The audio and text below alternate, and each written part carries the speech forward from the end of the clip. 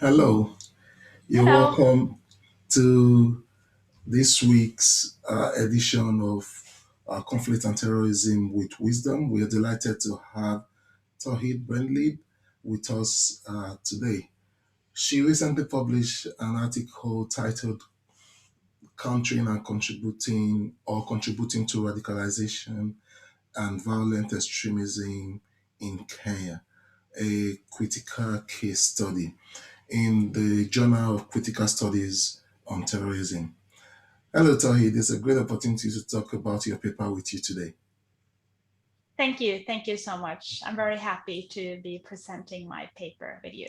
You're welcome. So, quickly, we'll start with the background to your paper. I would like to have an idea what motivated you to writing this article. So this article is part of my PhD project on violent extremism in Kenya. And the reason why I've chosen Kenya as part of my research topic is because I've been working in Kenya previously, and I was very interested in the topic of violent extremism in Kenya. So this article is based on a one-year fieldwork in Kenya from 2018 to 2019. I can also tell you a bit about the background of violent extremism in Kenya. Yeah, go ahead. My research has explored the strategies that the Kenyan authorities have used to combat radicalization and terrorism. In the Kenyan context specifically, the war on terror has mainly been directed against Al-Shabaab, which is a terrorist organization that has operated in Kenya for many years. Al-Shabaab has its origin in Somalia, and currently the group consists of between 5,000 and 7,000 armed combatants, and is installing fear in the Somali population, providing justice in the communities, and collecting revenue through an efficient taxation system in Somalia. And Al-Shabaab has been able to control large parts of southern and central Somalia. And when Kenya intervened in Somalia uh, in order to fight Al-Shabaab in 2011, several violent attacks were orchestrated by Al-Shabaab on Kenyan territory. And Al-Shabaab has taken advantage of Kenyan's internal vulnerabilities, such as corruption, a porous border, and the presence of terrorist cells within Kenya. And in Kenya, many of those who join Al-Shabaab, they receive training in Somalia and then end up carrying out attacks in Kenya. So that was a bit about Al-Shabaab and the context. Okay, Mm. beautiful one. So, um, this uh, this radicalization in Kenya, in Somalia to Kenya, motivated you to write Mm. this paper. But is there a puzzle that you intended to answer? Sorry. A Oh, puzzle? Yeah. yeah. I had a research question. Um, so my research aim or my research question was, how is violent extremism and radicalization understood by the Kenyan government? And what are the implications of this understanding on Kenyan's counterterrorism operations? So, in other words, how does the Kenyan government define radicalization and violent extremism? And as I discuss in my article, how Kenya defined radicalization is very important in order to see how they actually counter terrorism. Okay. So yeah. So, what's your Um, core argument? So I claim that the Kenyan government is increasingly using a model called the theological psychological radicalization model to delegate surveillance, especially to the security sector, but also to some civil society actors. So the model focused on the theological dimension of the radicalization process, that certain religious beliefs, usually Salafist ideology, could be an indicator of a risk of terrorism. So many academics and policymakers have attributed the root causes of radicalization and violent extremism to Islamic theology, and more specifically to the Salafist ideology. And the social psychological component of the theological model widens the analytical scope by including social networks and kinship as part of the radicalization process. This model has been heavily criticized, especially by the Professor Kundani, who views radicalization as a theological, psychological process. He argues that this is not a good model because it ignores economic and social marginalization, as well as the phenomenon of othering, as he argues is very important in the radicalization process.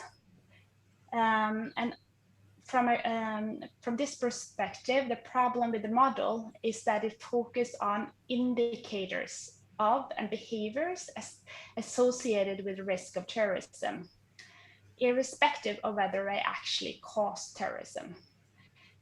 So because the model mainly focuses on the Salafist ideology of Islam, non-violent Muslims have been subjected to surveillance from security forces across the globe. So that is my core argument. Okay. So your core argument is that the theological and model is not the right model for explaining the cause of insurgency in Kenya.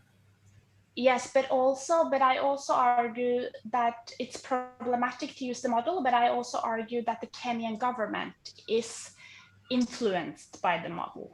Okay, so In the way that the Kenyan government as I will discuss later, the Kenyan government focus on Islamic ideology in the yes. radicalization model. But there is it has its negative sides in terms of this focus. So this Um, counter this model has been yeah. adopted by the Kenyan government, and it has affected their counterterrorism Yeah, their so counterterrorism the strategy. Kenyan government, the Kenyan government has not said explicitly that they have adopted the model, but through my document analysis, etc., it seems very strongly that they have been influenced by this Okay, model. okay, Mm. great. Thank you. That's a beautiful explanation of your argument. So, what method? You said you did field work between 2018 and 2019. So, can you expand on your methods? How did you come about? How did you research this? Yes, so my data are based on qualitative research. So as I mentioned, I conducted document analysis of official policy documents, official statements, and speeches. And the aim of this document analysis was to identify the ideological basis of these documents in terms of radicalization and violent extremism. Um, in the discussion on my findings, I explored the implication of the understanding of radicalization and violent extremism as expressed in the documents. And I also conducted semi-structured interviews with civil society organizations, government officials, and academics. And I analyzed whether the interviews agreed with or rejected the theological radicalization model. And I also aim to identify the implication of the informant's understanding of radicalization with regard to countering violent extremism. So those were my two main methods: the document analysis and my interviews with experts on the field. Thank you. So, how? Let's now look at your findings. Do they align with your core argument? What discuss all your findings with us as much as possible. Yeah, so as I briefly mentioned, the Kenyan counterterrorism strategies have been influenced by the theological and social psychological radicalization model. And this model includes four aspects in the Kenyan context. The first aspect is religious ideology. So as my findings show, Kenya has, through specific definition, reports, and statement, contributed to the institutionalization of the term radicalization and its link to Islam. So the Kenyan government has for years equated violent extremism with Islamic radicalization. And one of the reasons for this is the Kenyan government's working relationship with the US and its effort to contain the Muslim community after 9/11. And the second aspect is Somali ethnicity.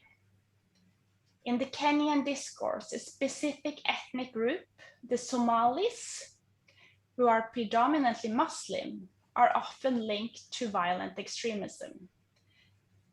And one author, Mwangi, argues that there has been a Somalization of terrorism in Kenya.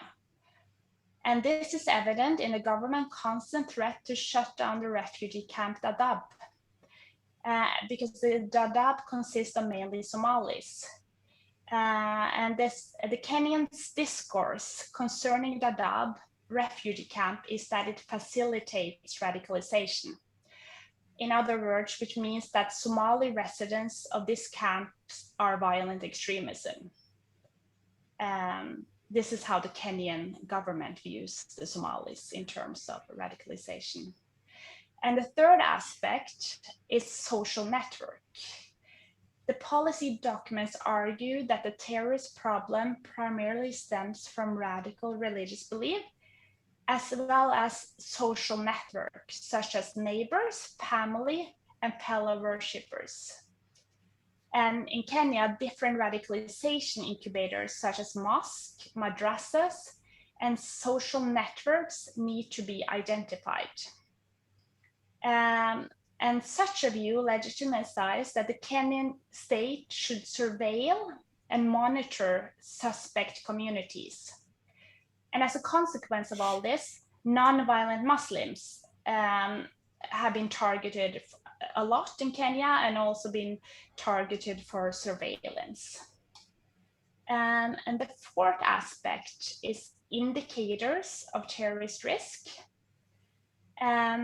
So there's some legislation in Kenya which has focused on indicators of terrorist risk. And that is the Prevention of Terrorism Bill and the Security Laws Amendment Act. A focus on risk instead of threats informed the bills. So a strong emphasis was thus placed on individuals who had the potential to be at risk of radicalization. And the Security Laws Amendment Act legitimized the surveillance of anyone suspected of holding extremist beliefs. And since the bills do not define extremist beliefs, security actors have total discretion in defining it. And the practical implication of these laws is that any dissenting opinion could be considered an indicator of radicalization. And many Muslims avoid speaking about jihad or Sharia because they're afraid of being classified as suspects and put under surveillance. So in some of my finding, a Kenyan state discourse on violent extremism combines religious ideology, Somali ethnicity, social networks, and indicators of terrorist risk had severe consequences in Kenya. And this has had brutal consequences for the Muslim and Somali population. And this has actually paradoxically accelerated the growth of Al-Shabaab. Because, as many argue, violent extremism in Kenya is due more to violence committed by the security sector than actually the shallow roots of extremist ideology in the country. So paradoxically, the hard approach taken by the security sector towards the Muslim population seems to have fueled radicalization in the country. So those are my main findings. Yeah, interesting. It's a bit complicated, but Yeah. yeah, It's interesting. yeah. Yeah, the core thing is that you found out how this theological model, the effect on Muslims who are not insurgents. Yeah, which is very important. So, what opportunities do you think there are for other researchers who would want to expand on your study? I was mainly thinking about what my research can contribute to, and I think my main conclusion is that it's important to um, deconstruct how you define violent extremism. Because in Kenya, it's a lot of focus on religious and ethnic identities. And I think it's very important to deconstruct violent extremism as something beyond ethnic identities and religious identities in order to remove all the stigma that the Somalis and Muslim population are experiencing. Um, so this is important that I think researchers can write about how the Muslim and community and Somali communities are experiencing state violence by the Kenyan government. But I especially think it's important that other actors in Kenya, in order to prevent violent extremism, work on these issues. And I think it's important that the Kenyan government work on these issues, the Kenyan media, which is also very Islamophobic, and also civil society, and also schools. So I think my research can have an impact not only on the research community, but also on. I think it's also important for other actors in Kenya to read this research, yeah, and learn from it. Thank you. I'm not sitting with all the answers, of course, but yeah. Thank you very much. It's a very interesting one. Our listeners and viewers will definitely want to see the article. Uh, Go back to the article and read it thoroughly. Uh, you have given a preamble of what it is about, and it's an interesting one. We are really grateful. But I wish to thank you again for joining us for this week's episode of Conflict and Terrorism Studies with Wisdom. Please, viewers and listeners, remember to rate us and subscribe so that you can get our weekly program. You can get notification of our weekly program on your devices. You should also reach out to us if you would like to discuss your recent publication on conflict and terrorism studies. Please join us every week. My name is Wisdom Iyekbola. Thank you.